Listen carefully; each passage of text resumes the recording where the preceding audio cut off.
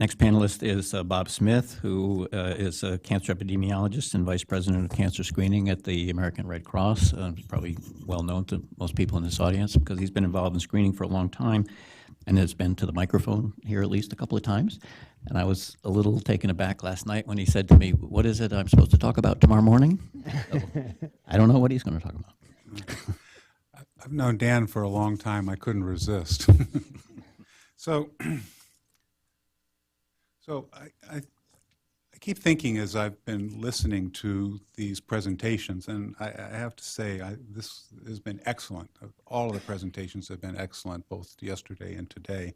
It's great to come to a meeting like this and learn a whole lot, and I hope to review those slides as soon as they're up on the website. But we have to understand and should understand screening as a cascade of events. And if any one step in this process goes badly, you undo all the good you've done in the previous steps, and you have not set the stage for the next ones. And we have understood, as long as we've been screening, that screening works best when it's organized. Now, we actually achieve an awful lot in this country with opportunistic screening, but it's at a great cost. And it's a great cost in inefficiency and missed opportunities to deliver screening well. Our colleagues in Europe tend to be more deliberate than us, a bit more hesitant about introducing screening, but when they do it, it's organized and it tends to be of higher quality and much more efficient. And the core to what we mean by organized screening is that a system is in place. Oftentimes we could say our system of screening, but we don't have a system of screening because screening, a system implies rules, roles, and relationships where everybody can depend upon what the other is supposed to do, institutions or individuals, and it also means evaluation can be in place and that you can institute corrective action. So we are challenged always, and you've heard examples of this in these presentations, to try to impose some organization on a non-organized model. We've had a lot of conversations about lessons learned, and with each introduction of new cancer screening, we've imagined it would go better as a result of the lessons learned from the previous ones. And in fact, I believe it has, but it's never gone as quickly as we would have hoped it might. And many of the problems that have existed with the introduction of each new screening test are still with us. They endure to this day. They persist. And they largely persist because there's no central authority charged with overseeing them. For example, the identification and recruitment of eligible individuals, we have heard that that is enormously stressful on primary care. And I think this is probably the first meeting I've been to where people have openly wondered whether it can be accomplished. And in particular with this lung cancer screening, it actually places a lot of unique demands. We're not just identifying candidates for screening based upon age and gender. Now it's based upon age and risk and smoking history and when you quit and your comorbidities and that sort of thing.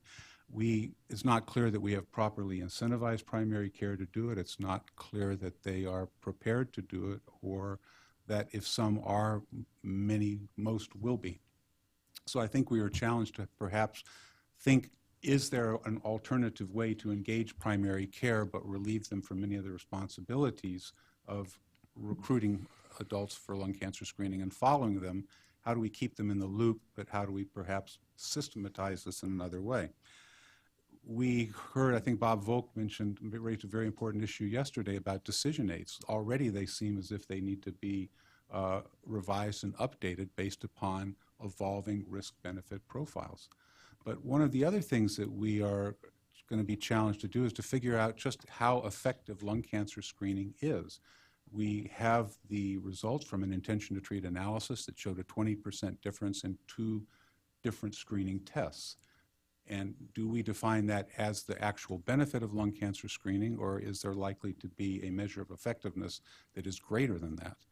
Right now, if you look at decision aids for breast cancer screening, they can vary as much as 20-fold in terms of the absolute benefit that's expressed in the context of harms.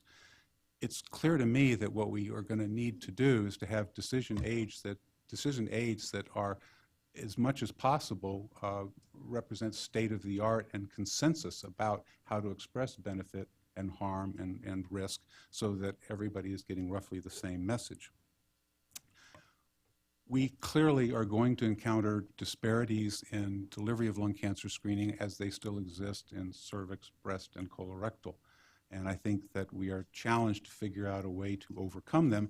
And as this slide says, I mean, we are good at identifying these challenges. We have to find ways to overcome them.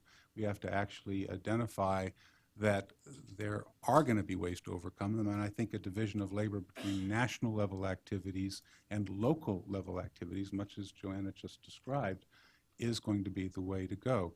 The data that we saw on capacity nationwide provides, I think, an amazingly an opportunity to identify where there are regional shortcomings in the delivery of services and simply map them out. Identify what actually is it going to take to bring services to at-risk adults where those services do not exist. So I want to salute CMS, actually. They went through a very difficult process. Their MedCAC advisory committee essentially said they were quite skeptical that beneficiaries should have coverage for lung cancer screening. They were concerned about quality. There is the enduring argument that the NLST was conducted in high-quality settings that weren't mirrored at the community level. 70 organizations came together and said, over the duration of the NLST, quality has improved measurably.